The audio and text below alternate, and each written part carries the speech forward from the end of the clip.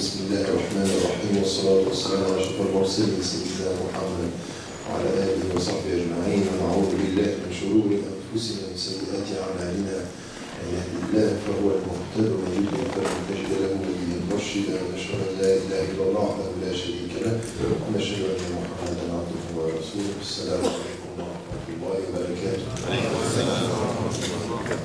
As you heard, alhamdulillah, we are ending kind of a journey in the state supporting what is done by the Muslim Legal Fund and the coalition, national coalition here, helping our brothers and sisters who are facing injustices in this country. And you know, as human beings, as Muslims, as American citizens, it's very important for us to understand our mission and to understand that we are here to promote what is right. We are here to be good Muslims, to understand our religion, to be the right and the good citizens in this country, and not to apologize for being Muslims, and not to nurture victim mentality. Because we are facing now a trend which is in fact a kind of a war, a psychological war, putting us on the defensive. The psychological war is to create an atmosphere in the West where Islam per se is perceived as negative. The perception is negative. 75% of the French people, when they are asked about Islam, they connect Islam with violence. We have now trends that we thought a few years ago were not going to reach the United States of America with the Tea Party and the neocon, and now they are succeeding. They are even ready to promote anti-Sharia bill in states where there is almost no Muslim. And it works, because the point is to create an atmosphere. And in fact, deep down, as Muslims and as human beings, we have to ask ourselves, what is the best strategy? The problem that we have with our leadership as Muslims is sometimes there is a lack of vision and lack of priorities. And it comes from us. The problem of the community is not only the leadership. At the end, you should know something. You will have the leader deserve. If you are passive, waiting for them to do the job, they will be at the level of what you are yourself promoting and the way you are. And we know now that we are mentored. Very often now when I start a lecture, I'm greeted in the room people who are coming from the intelligence. Say, Assalamu alaikum. You are with us. And I hope that you will be true enough to go back and to see what was said in the room, not what you think you heard in the room, or what you want us to say. Because there are two types of Muslims who are alive today, and they are promoted as good Muslims. What is a good Muslim? We know now that it's coming from very far. In time of colonization, we have the bad Muslims and the good Muslims. In time of colonization, the good Muslims are people who are saying, yes, yes. We agree with whatever you want from us, we agree. And the bad Muslims are the resistance. And in history, sometimes the bad Muslims became the good Muslims, and the good Muslims become the bad Muslims, depending on the circumstances. For example, you know that in Afghanistan, the good Muslims of yesterday, became the bad Muslims because they were not on the right side of history, depending on who had the power. Because the Americans first pushed the Taliban in the 90s, and they were the good Muslims resisting Russia. And then Russia disappeared, and they became the bad Muslims. So it's ideological. And very often people are asking me, with all what you are saying, promoting peace, promoting principled attitude and good behavior, why are you perceived as so dangerous? Exactly because we are not dangerous. We are not dangerous in the principles that we are promoting. But we are dangerous because we are not in the boxes of the two types of Muslims that are promoted now. Either the Muslims who are just disappearing, they are so scared that they are ready for everything, and other Muslims who are emotional, aggressive, and rejecting those and say, okay, come, say this is exactly what we want. We want you to say that the West is bad, that everything is wrong, and we are going to kill you.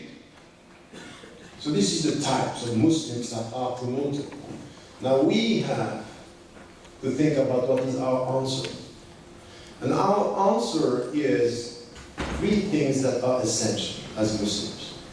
The first, and it's a very, very serious question. Ask yourself, you are Muslims, men and women, in a society where it's possible to get knowledge. No one today is preventing you from getting more knowledge about your religion. I'm asking you a question. How much time are you giving to your mind, to your heart, to yourself, to get a better understanding of your religion? Because at the end of the day, yes, we can sit down and blame the governments, blame everyone who don't like Islam, they don't like us. That's fine. My question is, before asking them to like us, what are we doing to respect ourselves? When we keep on repeating, the starting of Islam is read, اقرأ باسم ربك, which meant from the very beginning, say La ilaha illallah and liberate yourself from ignorance. This is it. It's the knowledge of Allah is liberation from ignorance. From al-jahiliyyah ila al-iman is La ilaha illallah. One God and my freedom. This is who we are and who we should be. And when you are poor, and we know this, al-faqr قد يؤدي إلى الكفر, that sometimes people are so poor that they can deny. But you are not in this situation. You are in the United States of America, and in this country you can get knowledge. How much time do you give to educate your mind to know what Islam is all about? Instead of coming and blaming the others, start with yourself. And we know this, and we keep on repeating. إِنَّ اللَّهَ لَا يُغَيِّرُ مَا بِقَوْمٍ حَتَّى يُغَيِّرُ مَا بِأَنفُسِهِمْ. And the first thing, if you want Allah to help us, know your religion. Know who you are. What are your principles? And when you know that in this room there are some people coming and they are from the intelligence, they are writing. I am told wherever you go, people are coming and they are recording. Welcome, do it. You know why? We have nothing to hide. Because we got something from Allah. الَّذِينَ آمَنُوا وَعَمِلُوا الصَّالِحَاتِ. الإيمان مع العلم والصالحات is التطبيق, is to do what we have to do in this society. Because it's all about consistency. So we can't start by saying Islam is about knowledge, it's about understanding, it's about educating. Why? Because we got it. Ar-Rahman, allama al-Quran, khalaqa al-insan, allamahu al-bayan. This is what is coming. Allah, He is Ar-Rahman, the most merciful. He taught the Quran, He created human beings, and He taught them to speak. But in order to speak, you need to get the knowledge that is coming from Allah, Al-Quran, and then the knowledge of the world. Because it is said in the Quran, Siru fil ard, go and look at the signs. Sanurihim ayatina fil athar. So you are going to see His signs in the horizon. How? By sitting here? No, by getting the knowledge. So the first you have to start with yourself. Why? Because when you are here, and you understand that the universality of Islam is one thing, is that it came in Arabic, telling you that all the languages are coming from Allah. So get the English, get the French, get the European languages, all the languages should be yours. Why? Because these are signs coming from Allah. So we should come and to add knowledge to knowledge. And instead of saying, you know, I'm told and I'm traveling the world, and very often the perception that we have about the United States of America is that very often they don't get out from the country, they stay here. Even your presidents, the previous presidents, we knew that George W. Bush never traveled before being the president. He was in this insular continent. And when he was talking, people sometimes were smiling. is George W. Bush. But it's not him the point. And you got it now. Because now you have a smart president, but it's not an individual who's deciding the policy of this country. It's a system. It's a whole system, a powerful system. And in order for you to be effective in the system, you better know your religion and understand the system. Because if the Prophet ﷺ, when he came and heard the first revelation, he came back.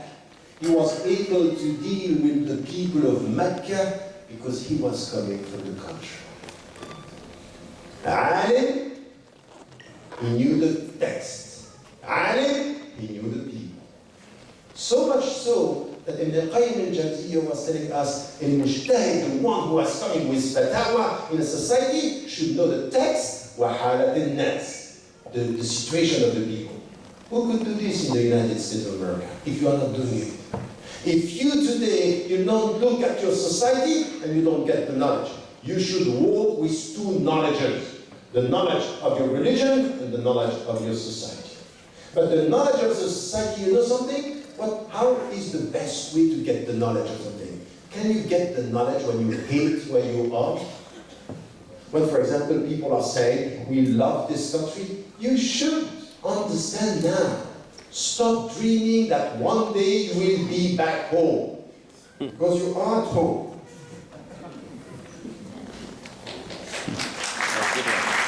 I have a special fatwa with clapping.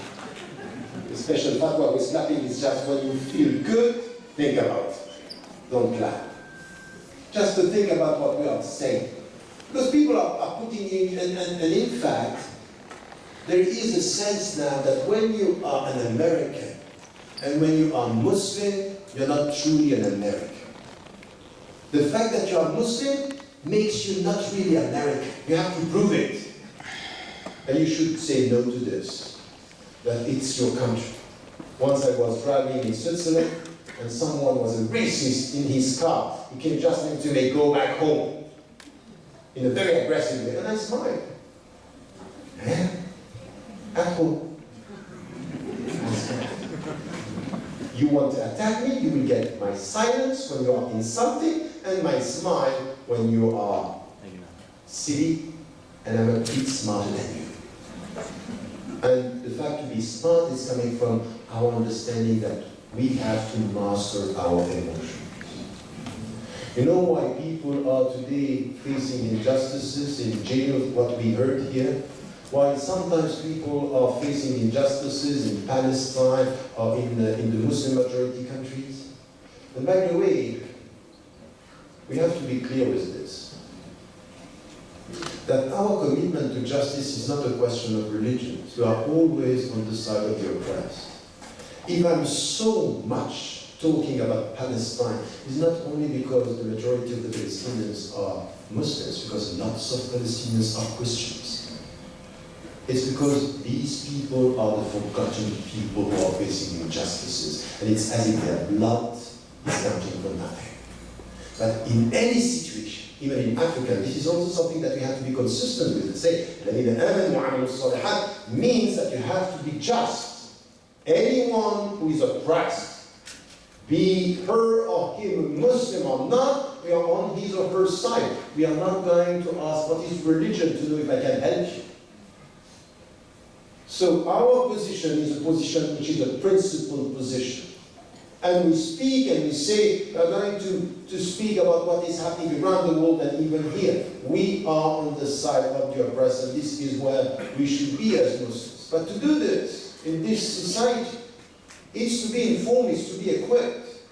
وَأَعِدُّ لَهُمْ مَا اسْتَطَعْتُم مِّن قُوَّةٍ means that you have to be prepared. And when you are facing a psychological war, you have to be psychologically prepared, equipped.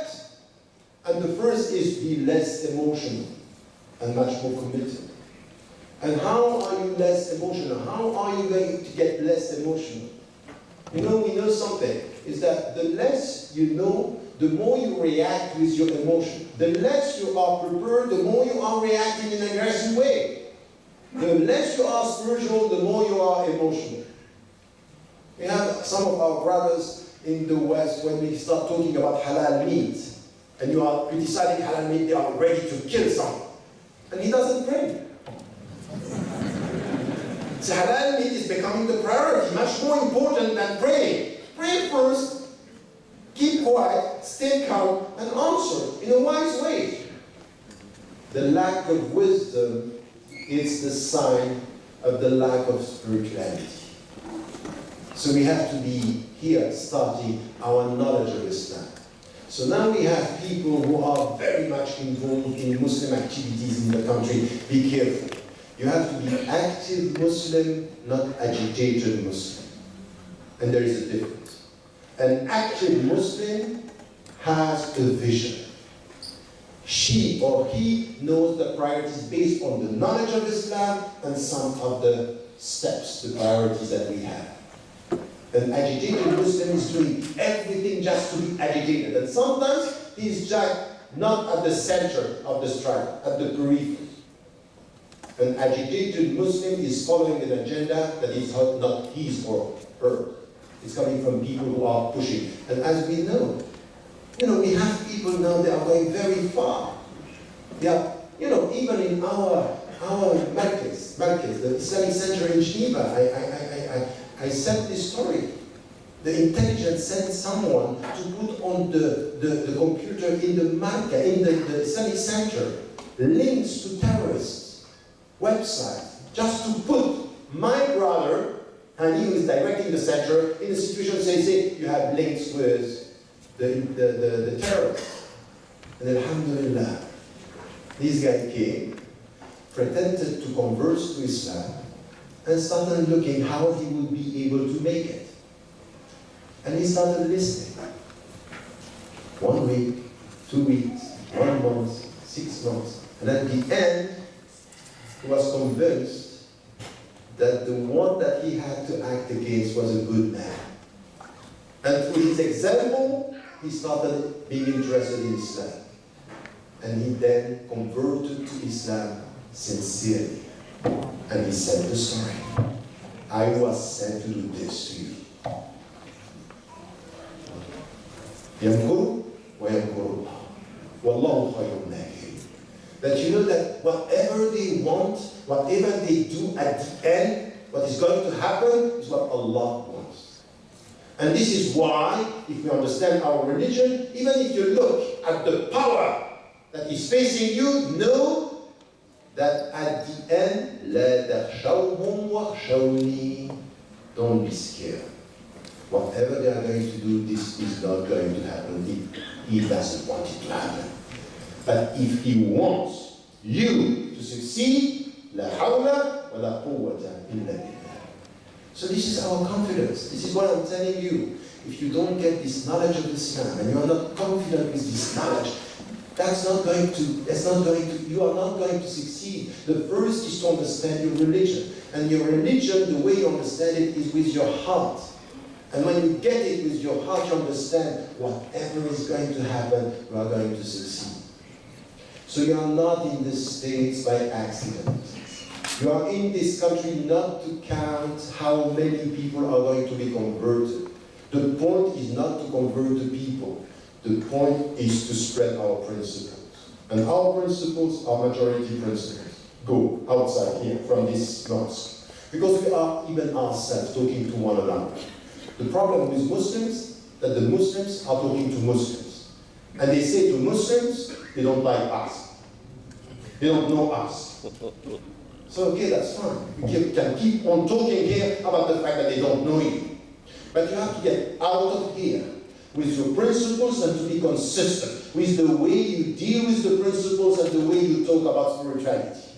If you go outside and you say to the people, you know what? My religion is about educating my heart. My religion is telling you and telling me, you are not completing your faith. You are not completely, deeply a believer if you don't like for your neighbor what you like for yourself. If you don't like for your brother and sister what you like for yourself. If you start by talking the universal message of Islam. This is where, for intelligence, you might become dangerous. This is why for your fellow citizens, you are starting to be understandable. They will get what the message. And through your behavior, whatever is your job, implement the principles of your religion in a wise way. ادعو إلى سبيل ربك بالحكمة. What does it mean? When you call to the right path, بالحكمة, which is wisdom, what does it mean? Wisdom is the connection and the consistency between your values and your attitude and behavior. And the Prophet ﷺ said, إِنَّمَا بُعِثْتُ لِأُتَمِّمَ مَكَارِمَ الْأَخْلَاقِ. I was sent to beautify, to complete the good character. This is what we have to do. But we can't do this if we don't understand our religion. And the starting point is about our heart. And our heart, you know, I will tell you something. Very often I go to some media programs. And some of the people are saying, you know what? I didn't even thought that you can smile and have a sense of humor. And I was asking myself, how come they just look at all these programs and they think that you're not able to smile? You're not able to, it's as if the sense of humor is haram in Islam, which is not, by the way. You have to repeat this to Muslims. Smile in a dignified way. But the point is that you got it. How? Because in fact, you come to the program, they come with people, they attack you, and you are on the defensive. And as you are on the defensive, you don't have no time to smile. You don't have time, it's not the time to smile. It's the time, I'm going to get you. And you think that you respond, your answer could be good, but the image is, he doesn't smile. He might be smart, but to be smart without smiling is dangerous. You know, yesterday you didn't know the language, now you know the language. Be careful. Now they are extras. They know how the rules of the game. And this is why you have to think about it in your daily life. As Muslims, you are the daily media for your fellow citizens. And they need to get this image that you are full of understanding.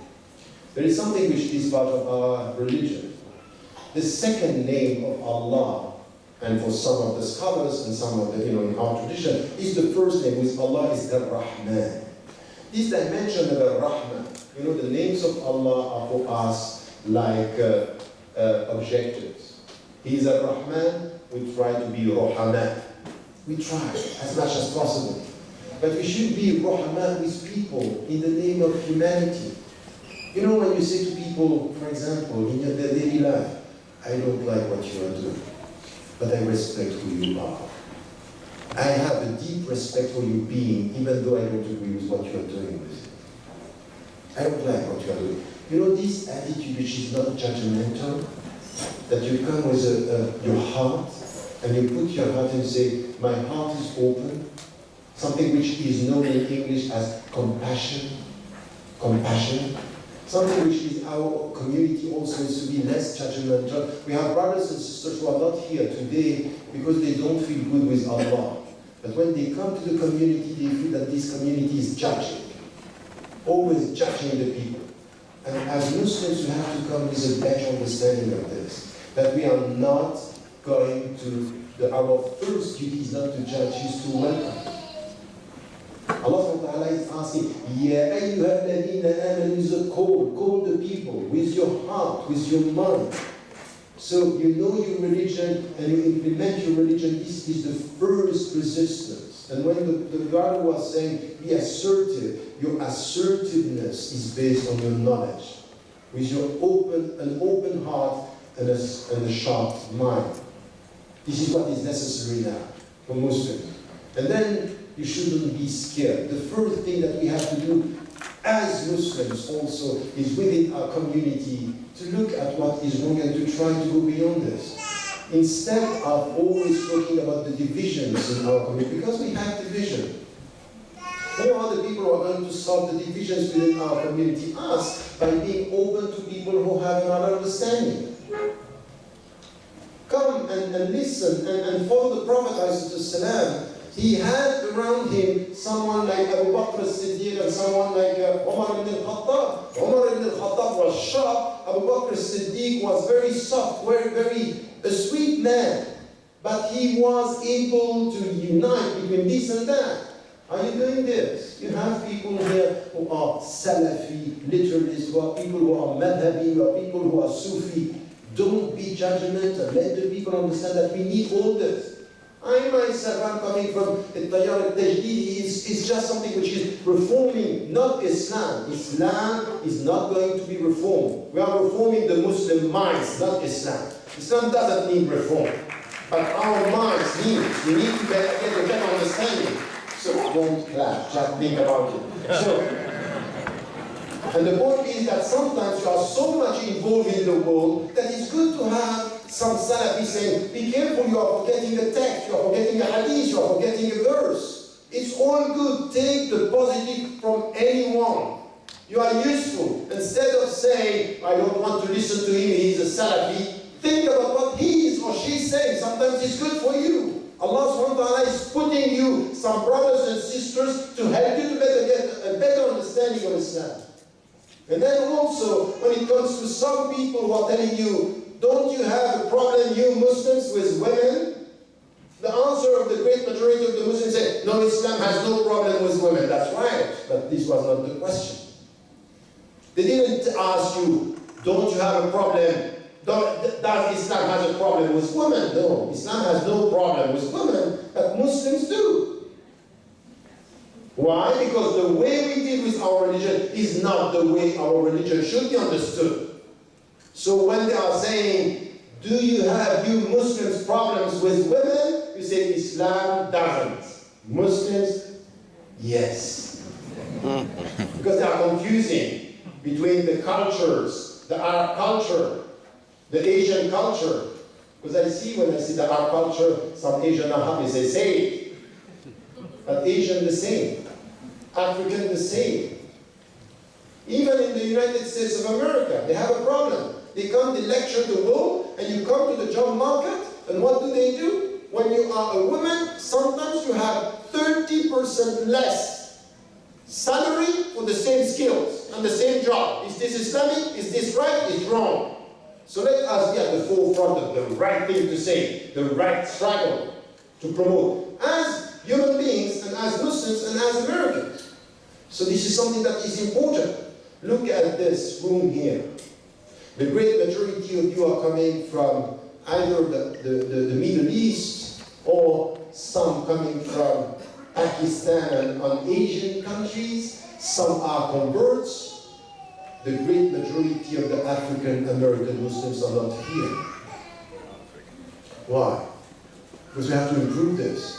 We are doing a good job. It's improving. Now we are starting to have links, but it's not enough. The future of Islam is united in the basis of our principles, whatever is your culture, your origin, and your color. This is Islam. So if you want to respond to the West, don't promote within our Muslim community something which is the Asian and the Arabs are buying the American dreams, where African Americans are living in inner cities and they cannot buy this American dream. The American dream is that you come to this country and you make money. Some of you are making money.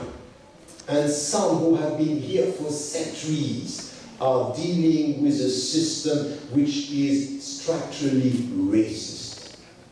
And it's not because you have the first American president who is an African American that is now over. The struggle is still there. Where are you, Muslim? Where are you? You know what? Not only we are not promoting the right message, but sometimes we are ourselves colonized by racism. That's not acceptable. We should do the opposite. Understand our religion. And if you are serious about the fact that Bilal was the first black to call the people and respected by the Prophet ﷺ, make it your message. But not only when it comes to speak to the United States of America and the other, or them as we say. Because we are the champion in our mouth, say that us versus them. We are all brothers, but us more than them. The point is, even within your family, what if you want to get a true test to know if you are racist or not, or potentially racist, or a hidden racist? Ask yourself, what if my daughter is coming with a black man? Well, yeah, I was doing that. That's good for you, not for me. What if your son is coming and say, you know what? I want to get Alhamdulillah that he's a convert. Yeah, that's not possible.